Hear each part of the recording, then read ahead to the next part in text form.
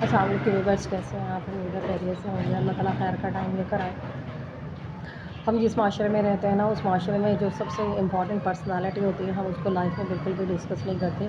اور مسلسل ہم اگنور کرتے رہتے ہیں اور مسلسل ہم بات کرتے ہیں عورت عورت عورت، ماں ہے، بہن ہے، بیوی ہے، بیوی ہے۔ بٹ جو سیکنڈ پرسنالٹی ہوتی ہے وہ آدمی کی ہوتی ہے، اور آپ یقین کریں، میں سمجھتی ہوں آدمی جب پیدا ہوتا ہے صرف اس وقت مجھے ایسا لگتا ہے کہ خوشی منائی جاتی ہوگی بہت زیادہ، اور اس کے بعد تو آپ یہ دیکھیں کہ مسلسل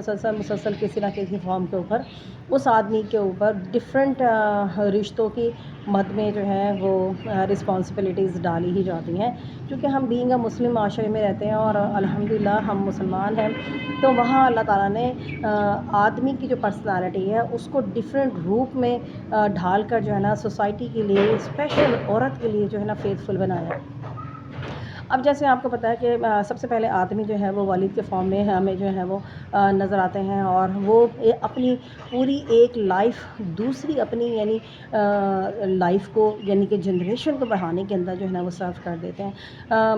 ہر اچھی سے اچھی چیز جو ہے نا وہ اپنی اولاد کے لیے، اپنے بہن بھائیوں کے لیے، اپنی بیوی کے لیے جو ہے وہ چوز کرتے ہیں، بٹ خود وہ اپنے اوپر اتنا فوکس نہیں کرتے جتنا فوکس ان کا اپنی اولاد کو، اپنی نسل کو پروانے میں، اس کے فیوچر کو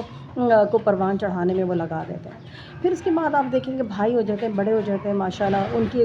اوپر بھی جو ہے نا وہ اسی قسم کے رسپانسبلٹیز آ جاتی ہیں، اور وہ باپ کے بعد جو ہے وہ ساری رسپانسبلٹیز بھائیوں پہ آ جاتی ہیں، اور بھائی جو ہے نا ماشاءاللہ اپنی بہنوں کو، چاہے شادی شدہ ہوں یا غیر شادی شدہ ہوں، اس رسپانسبلٹیز کو اچھا جو ہے ایک طریقے سے نبھاتے ہیں۔ اور مزے کی بات ہے، ہم جس معاشرے میں رہتے ہیں اس میں بالکل کریڈٹ نہیں دیا جاتا بھائیوں کو بھی یا باپ کو بھی کہ بھئی یہ اتنی اپنی ساری زندگی جو ہے وہ دوسرے رشتوں کو فوکس کرتے ہیں، نہ کہ وہ اپنے اوپر جو ہے نا وہ فوکس کرتے ہیں۔ اب بھائی تو دیکھیں ماجائے ہوتے ہیں، بہنوں کا تو گزارا ہی نہیں ہوتا بالکل بھی بھائیوں کے بغیر نا۔ کہیں بھی جانا ہو، کہیں بھی آنا ہو، کوئی مسئلہ ہو، کوئی مسائل ہو، عورت جو ہے نا وہ بہن جو ہے اپنے بھائی کے سائے کے اندر ہی اپنے آپ کو محفوظ سمجھتی ہے۔ یعنی کہ ہم بینگ اے مسلم جس معاشرے میں رہتے ہیں، اللہ تعالیٰ نے ایک سالڈ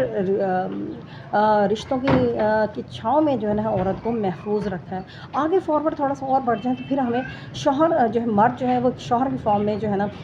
وہ اللہ تعالیٰ دے دیتا ہے۔ یعنی کہ جسٹ ایک 3 بول میں ایک نامحرم جو ہے اللہ تعالیٰ اس کو محرم کی فارم میں ڈال کے مرد کو عورت کا لباس بنا دیتا ہے اور عورت کو مرد کا لباس بنا دیتا ہے۔ یعنی کہ اتنا رتبہ آدمی کو دے دیتا ہے کہ اللہ تعالیٰ فرماتے ہیں اگر سجدہ جائز ہوتا تو میں عورت کو کہتا کہ وہ اپنے شوہر کا سجدہ کیا کریں۔ یعنی کہ اتنی فیتھفل رسپانسبلٹیز ہوتی ہے شوہر کی عورت کے لیے، یعنی کہ عورت کی سیکیورٹی کے لیے کسی نہ کسی فارم میں آدمی کو اللہ تعالیٰ نے رکھا ہے، تاکہ وہ اپنی لائف بڑے اچھی طریقے سے، کمفرٹیبل طریقے سے، آزادی کے ساتھ وہ گزار سکے۔ معاملہ آدمی کا یہیں تک ختم نہیں ہو جاتا ہے، اس کے بعد اللہ تعالیٰ نے ایک اور زبردست قسم کا رشتہ رکھا ہے، وہ ہوتا ہے بیٹے کا۔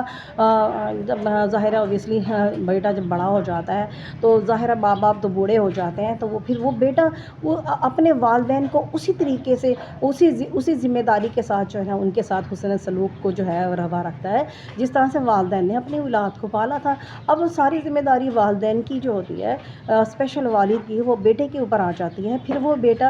پھر اپنی زندگی کو